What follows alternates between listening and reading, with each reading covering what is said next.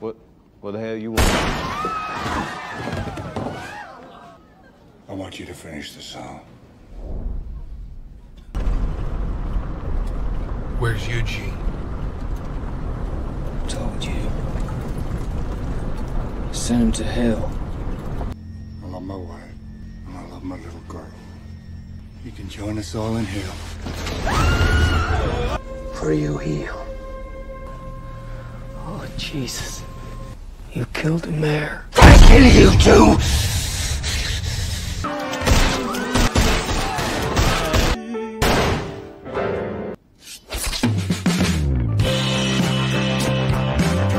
Yuhu everybody, welcome back again with me Chanku yang akan menemani jadi kalian dalam rangkuman film kali ini. Melanjutkan serial film Preachers yang kemarin, kali ini gue akan membahas bagian episode 9 dari film ini, di mana episode 9 ini kita akan diperlihatkan bagaimana caranya orang bertamasya ke neraka tanpa harus mati, dikarenakan ada sebuah agensi travel yang menjual tiket untuk ke neraka. Pecah gak tuh? Jadi buat kalian yang baru nonton, please nonton dulu episode sebelumnya biar kalian paham sama alur ceritanya. By the way, jangan lupa juga buat subscribe, like, komen, serta share untuk mensupport gue tentunya. Dan tanpa banyak bacot lagi, langsung saja pasang sekalian, naikkan volume HP-nya and go to the list. Story guys.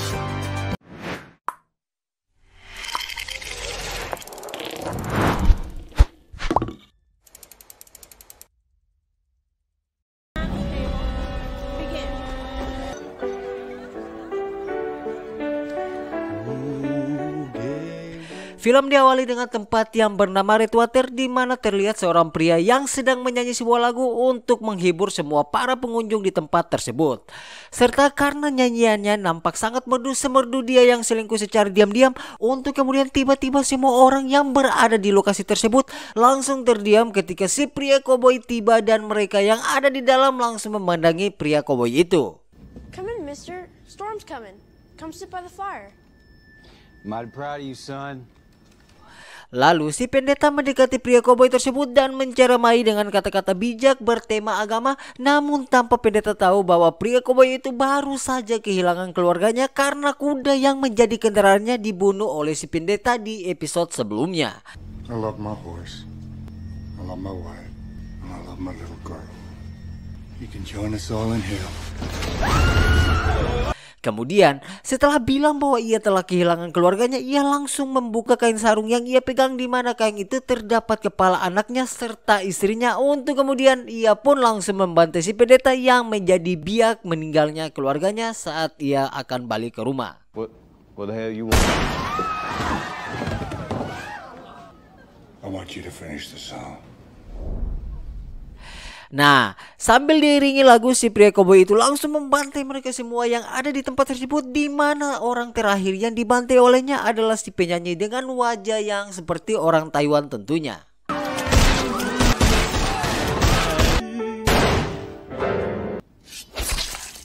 Nah, sedikit info untuk pria koboi ini, ia punya nama, namun nanti aja baru gua kasih tahu karena namanya tuh sangat apa ya, dia tuh sangat terkenal gitu di kalangan bumi nantinya.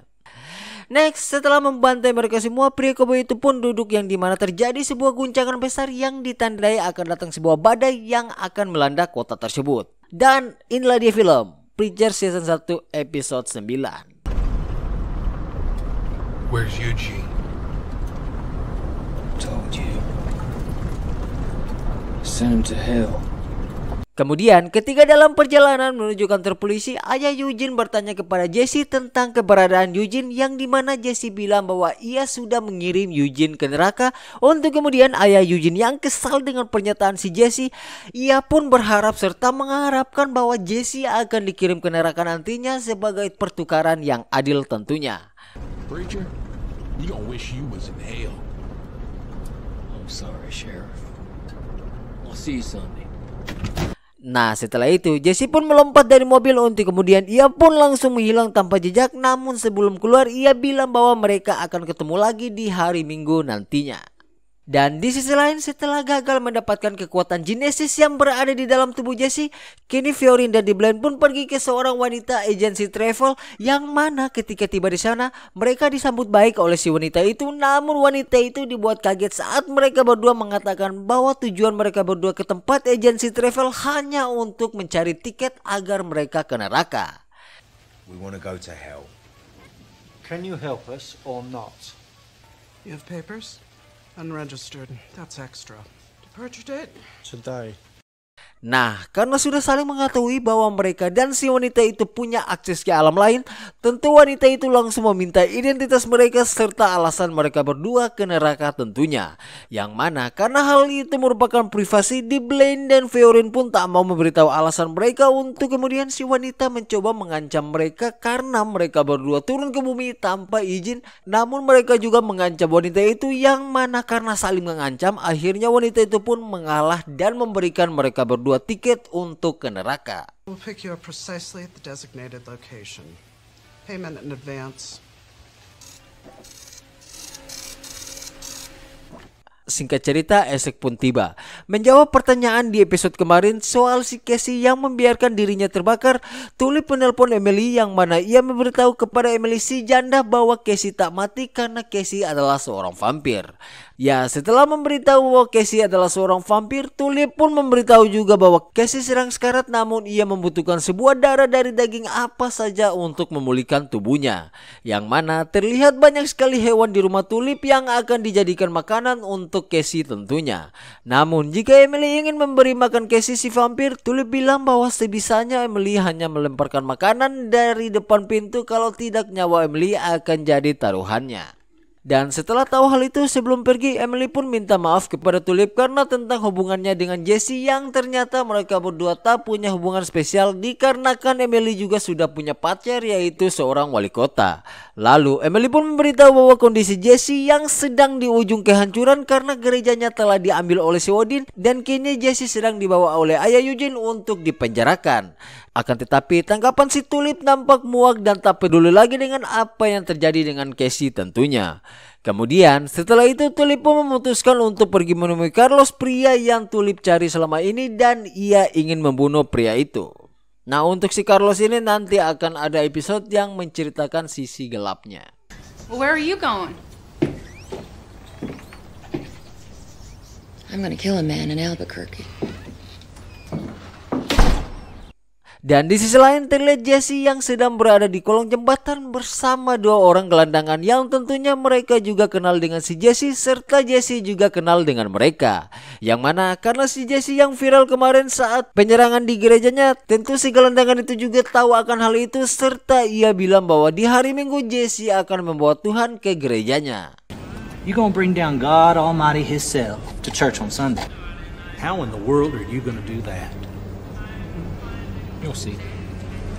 Kemudian setelah sudah memboking tiket ke neraka, saat balik ke motel untuk bersiap-siap pergi, ketika Fiorin ingin mengambil telepon mereka yang digunakan untuk menelpon para malaikat, saat ia lihat di bawah tempat tidur yang merupakan tempat ia menyembunyikan telepon tersebut, faktanya telepon itu telah tiada. Untuk kemudian hal itu membuat mereka berdua menjadi panik. Lantas, siapa yang mengambil telepon tersebut? You left a telephone with a direct line to Heaven's throne under the bed. Thought it was clever. Who checks under a bed anymore? Ya, ternyata yang mengambil telepon itu adalah si Jesse, di mana karena ia tahu bahwa untuk menghubungi Tuhan tentunya harus menggunakan telepon dari para malaikat yaitu si Fiorin dan Blaine. Dan di sisi lain Emily yang penasaran dengan perawakan si Casey yang katanya seorang vampir, ia pun mencoba memberikan makanan kepada si Casey. Dimana ketika ia melemparkan seekor hewan ke dalam ruangan tempat dikurung Casey, tiba-tiba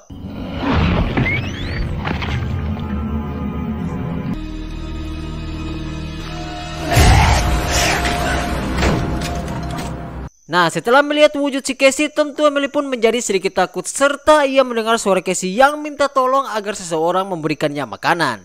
Untuk kemudian karena ketakutan ia pun menelpon wali kota yang merupakan pacarnya, yang dimana Emily minta tolong kepada Miles bahwa ia sedang dalam bahaya dan ia akan dibunuh karena ia sedang diculik oleh keluarga Walter O'Hare serta ia sedang berada di rumah Walter O'Hare yang dikenal dengan aksi brutalnya di masa lalu. Dan wali kota yang sangat mencintai si Emily, wali kota pun langsung OTW ke TKP untuk kemudian ketika sedang mencari Emily, Miles mendekati pintu yang dikurungnya Casey di dalam untuk kemudian ternyata si Emily berniat untuk memberikan tubuh dan nyawa Miles agar dimakan oleh si Casey, si vampir tentunya. Really?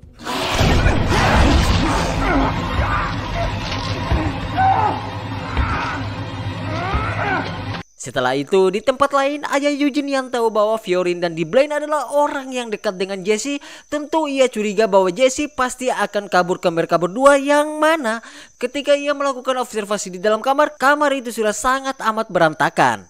Lalu, ketika ia masuk ke toilet, ia melihat seorang wanita yang merupakan seorang malaikat juga yang pernah bertarung dengan Fiorin, Blaine, Jesse, serta Casey di episode sebelumnya, yang mana karena melihat wanita itu sekarat, ayah Eugene mencoba menolong wanita itu, namun wanita itu menyuruh ayah Eugene untuk membunuhnya. Dan entah kasihan atau apa, ayah Eugene pun langsung membunuh wanita itu. Dan seperti biasa, setiap malaikat yang dibunuh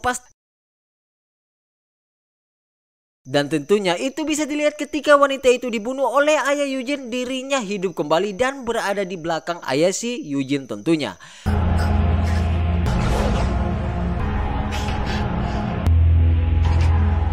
Kemudian secara bersamaan setelah mengorbankan pacarnya untuk dimakan oleh Casey, saat Emily melepaskan semua hewan yang akan dijadikan tumbal untuk Casey, Jesse pun tiba di sana di mana ia bertemu dengan Emily. Untuk kemudian Emily yang merasa canggung dengan Jesse, ia pun langsung bergegas untuk pergi dari sana. Namun sebelum itu ia bilang bahwa di dalam sana ada temannya si Jesse. Untuk kemudian setelah masuk dan mengecek apa yang dikatakan oleh Emily, terlihat Casey yang sudah berada di pojokan, dan karena menyadari yang datang itu adalah si Jesse, Casey pun menyuruh Jesse untuk menjauhinya, namun Jesse tetap mendekati dan melihat mayat si wali kota dan tiba-tiba For you heal. Oh Jesus. You killed the mayor. I kill you too. Ya, terlihat wajah si Casey yang nampak buruk sekali, dan karena ia tetap menyuruh Jesse pergi, Jesse pun tak mau pergi dikarenakan mereka berdua sudah saling tahu-menahu soal rahasia mereka berdua yang mempunyai sesuatu yang tak diketahui oleh orang lain. Lalu Jesse yang merasa bersalah, ia pun minta maaf karena telah membiarkan si Casey terbakar di depan matanya waktu itu. Kemudian sebelum melanjutkan kegiatan selanjutnya, mereka berdua memutuskan untuk mengubur si wali kota agar si Casey aman dari masalah. Dan ketika selesai membereskan mayat si wali kota, Casey pun yang penasaran dengan telepon yang dibawa oleh Jesse, ia pun mencoba mengotak-atik telepon itu. Untuk kemudian Jesse datang dan mengatakan bahwa telepon itu bisa menghubungi langsung ke tata surga. Namun untuk mengakses telepon itu ia membutuhkan tangan seorang malaikat, yang mana Casey mengatakan bahwa ia akan membantu si Jesse untuk mendapatkan tangan si malaikat tentunya. Bloody thing doesn't even turn on. No, they said. Oh shit. I need angel hands, otherwise it won't work. Oh yeah, no problem there, Paradraft. You can get your angel hands.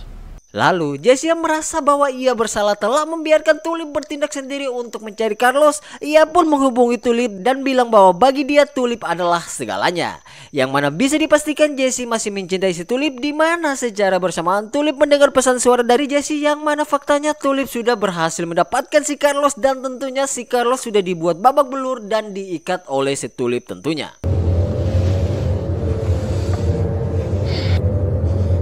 Alright, Carlos. Singkat cerita, scene pun kembali di awal opening film, yang mana pria koboi yang membantai semua orang yang berada di sebuah bar, ia kembali teringat tentang keluarganya serta semua hal yang ia lakukan hingga akhirnya ia memutuskan untuk membantai seluruh orang yang ada di bar. Lalu setelah badai selesai, ada dua orang yang datang menuju kepada pria koboi dan melewati semua mayat orang-orang yang dibunuh oleh pria koboi.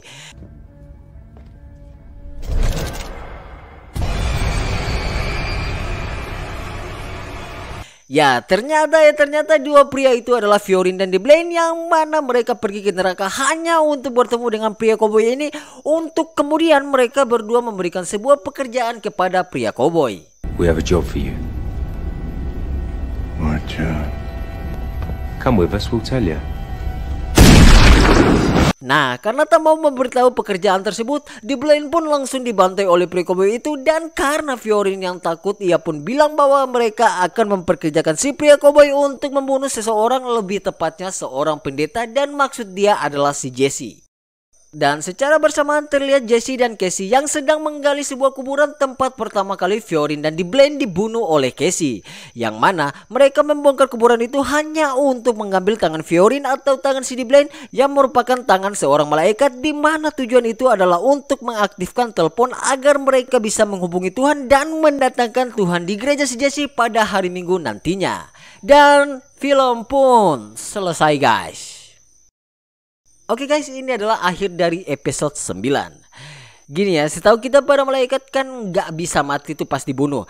Nah kira-kira DeBlaine bakal hidup lagi atau enggak pas dibunuh sama si pria koboi, yang mana mereka mendatangi pria itu dan memberikan sebuah job agar membunuh pendeta. Oh iya, untuk pergi ke neraka mereka harus membooking sebuah tiket dan naik bus menuju ke neraka. Dikarenakan Fiorin dan DeBlaine yang mau ke neraka, mereka harus naik bus dan gak tahu itu busnya kemana. Yang pastinya tujuan mereka ke neraka, dan pastinya juga si sopir itu tuh sudah tahu tujuan mereka ketika melihat tiket mereka. Dan buat kalian yang baru nonton, please nonton dulu episode dari awal yang sudah saya rangkum biar kalian gak bingung sama alurnya. Gue jamin film ini keren banget. Cuma ya gitu, namanya film series harus ditonton dari awal biar kalian gak gagal paham tentunya guys.